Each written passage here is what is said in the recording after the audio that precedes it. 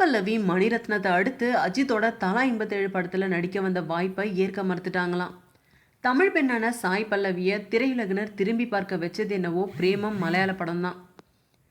அந்த படத்தில் அவங்க மலர் டீச்சராக வந்து ரசிகர்களோட மனசை கொள்ளையடிச்சிட்டு போனாங்க. டாக்டருக்கு படிச்சிருக்க சாய் பல்லவி தன்னை தேடி வர வாய்ப்புகள் எல்லாத்தையும் ஏற்கிறது இல்லையா. இந்த நிலையில மணிரத்னத்தோட படத்தில் நடிக்க பல்லவிக்கு வாய்ப்பு கிடைச்சிருக்கு. ஆனால் அவங்களும் மணிக்கு நோ சொல்லிட்டாங்க. சிறுத்தை சிவா இயக்கத்தில் அஜித் நடிக்கும் தலா 57 படத்தில் 3 ஹீரோயின்கள். அதில் ஏற்கனவே காஜல் அகர்வால் கம்மிட் ஆயிட்டாங்க. இந்த நிலையில சாய் பல்லவி கிட்ட அஜித்தோட நடிக்க கேட்டாங்களாம். அதுக்கும் அம்மணி முடியாதுன்னு சொல்லிட்டாங்களாம். அஜித்தோட அட்லீஸ்ட் ஒரு படத்துலையாச்சும் நடிக்கணும் அப்படின்னு நிறைய நடிகைகள் ஆசைப்பட்டுட்டு இருக்க இந்த நிலையில பல்லவி இப்படி சொன்னது பலரையும் வியக்க வச்சிருக்கு. என்னடா இந்த பொண்ணு வர பெரிய வாய்ப்பெல்லாம் இப்படி தட்டி கழிக்குதே அப்படின்னு நிறைய பேர் சொல்லி வருத்தமும் படுறாங்களாம்.